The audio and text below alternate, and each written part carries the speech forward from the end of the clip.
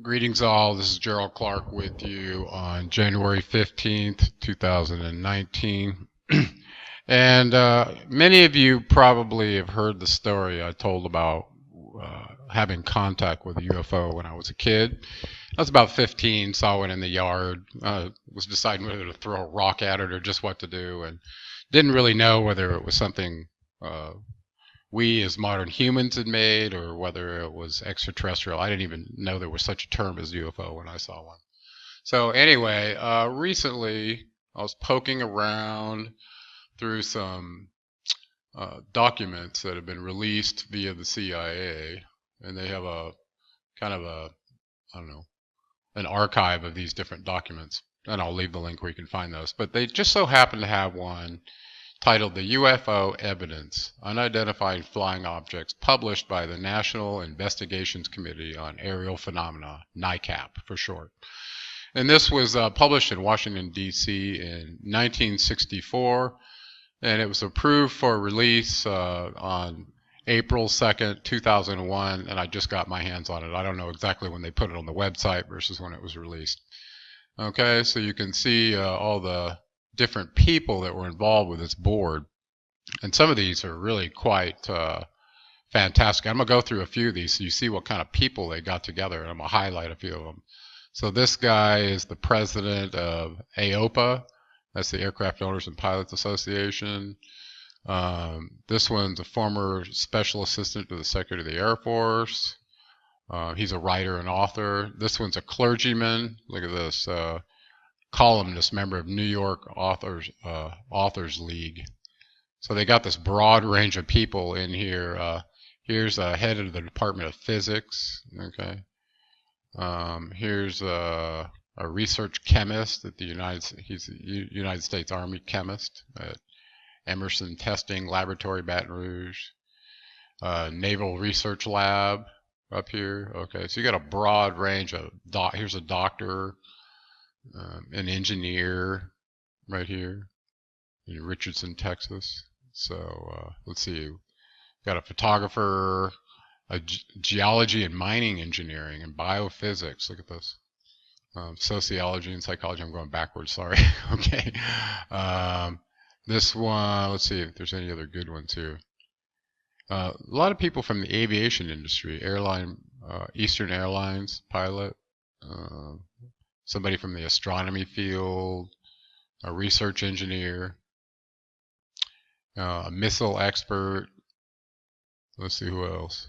Another airline pilot, Marine Corps pilot. And then they had news and public relations and panels of advisors, a lot of doctors and scientists. So it's a very significant board that composed the NIAP. Okay. So I'm going to go down to what I wanted to get out of this today was two questions. What did they know and when did they know it? This document describes in detail, and I'll go through the table of contents for you. Here it's published by the National Investigations Committee on Aerial Phenomena, NICAP, in Washington, D.C. Richard Hall is the editor. May 1964. Okay, so if we go down, I want to get to the table of contents here so you can see what the thing covers. You can read the whole thing yourself, but I'm going to focus on kind of what they knew about the results and how they held that information relative to the public and what their concerns were about sharing it with the public. I think that's probably the most important part to me. Okay, and we'll get the conclusions in there as well from this study. So you can see section 1. Or the introduction, they explain their policies, their statements by their board of governors, sample cases. The question of intelligent control is the most important of all. If you could prove there was an intelligent control of a vessel, whatever it was, an airborne vessel or object, then there's probably more to it than just a flying rock across the sky. So this is really an important category. What the Air Force saw, what the Army, Navy, and the Marine Corps saw. And they really leaned heavily on pilots and aviation experts and scientists and engineers and their observations as part of their collection of data. But they also had sightings from their officials and the citizens. And they kind of focused more and gave more credence to people who were trained in observation than an ordinary citizen, but they still did some interviews, more than you would think. And I liked this section, special evidence. In other words, what effects did this thing produce such that there was some cause and effect, whether it could be related to some sort of aircraft, things like that. So they had electromagnetic effects, radar cases, photographic, physical, and physiological effects. That included landing places and things like that. And and then they talked about their official regulations and how they made this information secret. Okay, so we all know it was secret, so we don't need to go through all that. They looked all around the world, foreign reports from around the world, kind of gave a list of sightings and based on when they think it started and when it came to a crescendo, things like that. A lot of statistics and analysis comparing different shapes and appearances, their maneuver capabilities, flight characteristics, and what areas they were currently concentrating in. And talk about Congress and their relationship between the CIA and Congress relative to this topic. It was quite interesting. And then this is where it really got interesting to me. It was about page 179. So I'm going to take you guys there, and we're going to probably read some of that, okay? Okay, so the problems and the dangers of UFOs. I'll probably blow this up a little bit so you guys can see it too. Okay. And I'll move myself up here somewhere, out of the way. Maybe over here. Okay. No, it looks like I'm looking up, so I got to be over here. All right. So what I'm really going to focus on is what their dance was once they found out what they knew and what their conclusions were. So let's see if we can find the conclusions in here too. The human reaction to UFO reports very nearly have prevented a rational investigation of these phenomena. Neither the rabid believers nor the dogmatic skeptics favor a scientific review of the UFO problem.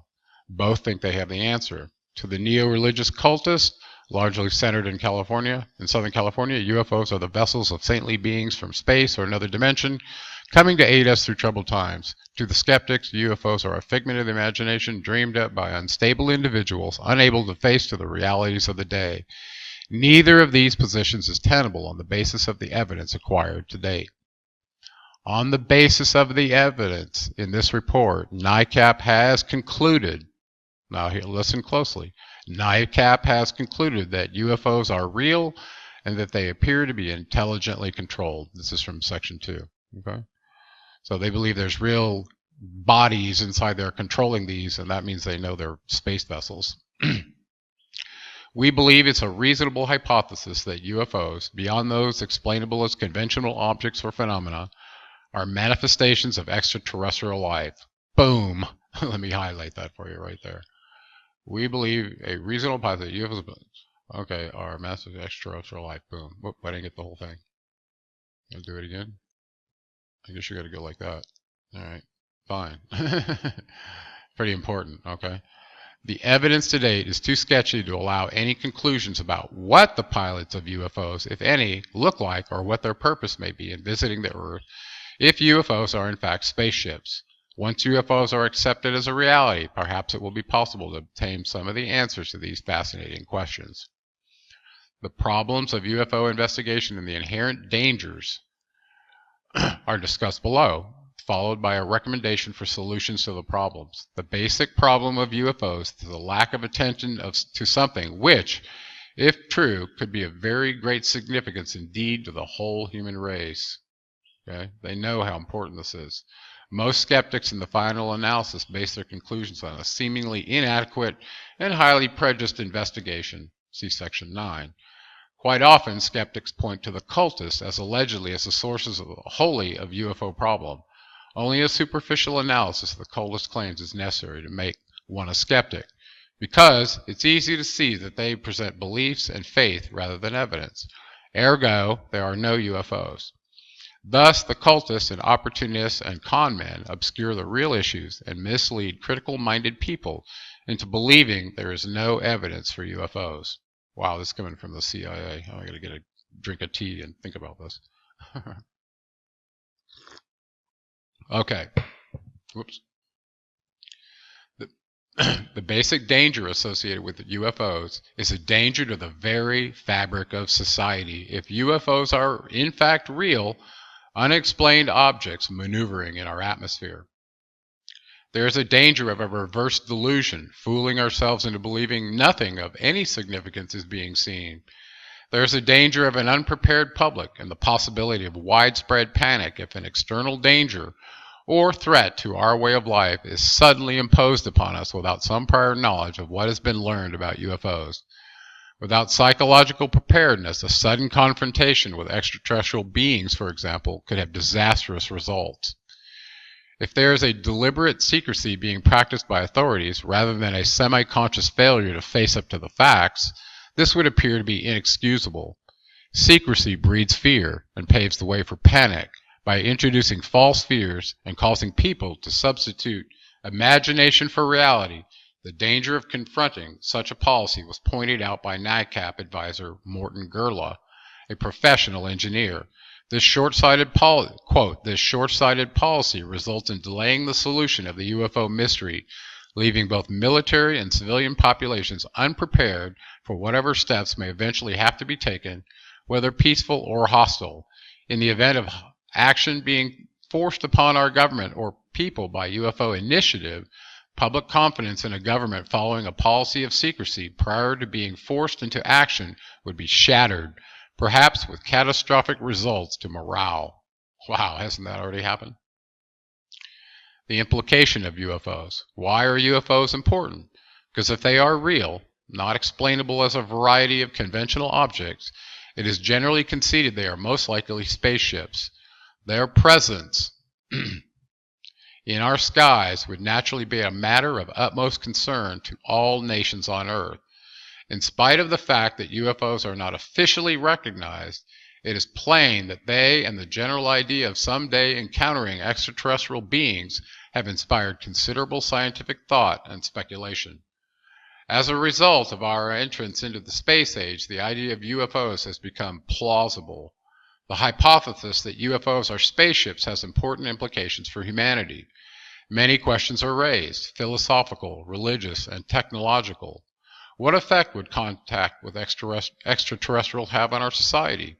What relationship, or should, we have with such beings? What should our behavior be toward them? What effects would their detection have on our technology and industries? Of all groups which would have an immediate concern about UFOs, pilots obviously are the first whose careers and interests would be affected. To obtain the reaction of this group, we asked two NICAP advisors their opinions on what pilots would most want to know about UFOs if it was suspected they were spaceships. This is interesting. As a former pilot, some of this resonates with me. Mr. Dan L. Sheridan, Jr., former Marine Corps fighter pilot, replied with these questions. What is their performance? What are they controlled, and who or what controls them? Are they hostile? Are they responsible for the many unexplained crashes and or loss of aircraft? Well, that's an interesting one. What's their mission? Are they subject to destruction and or death? Is there any basis of contact? What has the fact of their existence, or why has the fact of their existence been covered up for so long? Okay, very good questions. John F. McLeod, Major, United States Air Force Reserve, active in Civil Air Patrol Search and Rescue Squadron. He's a graduate of Harvard University in the field of psychology. And he replied, because of their special training and expertise, pilots in general are better able to report and evaluate aerial phenomena, including possible UFO sightings, than most other groups. A pilot would normally be more exposed to conditions in which such a phenomenon might occur. He or she would be more likely to be able to report the detail of such phenomena accurately, and would be more likely to be able to judge the true nature of conditions pertinent to such phenomena. I believe that in general, pilots would want to know the following basic data about any report to the effect that UFOs were actually spacecraft.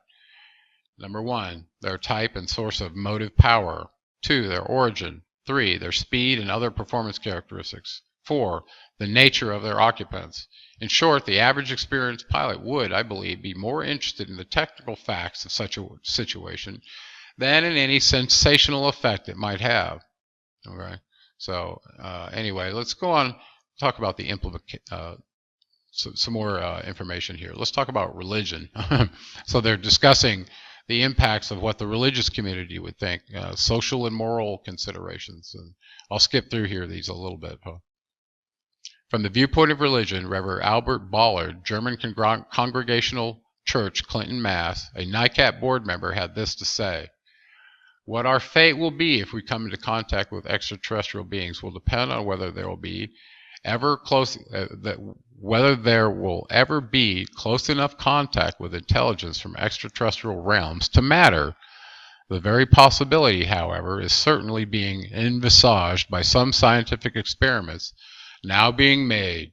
For example, various experiments being carried out at public expense to invent a means of communication between humans and porpoises." Okay, so he goes on to talk about their programs to decode talking to porpoises and then extrapolating that to other species and their languages as a primer to learn how to do this.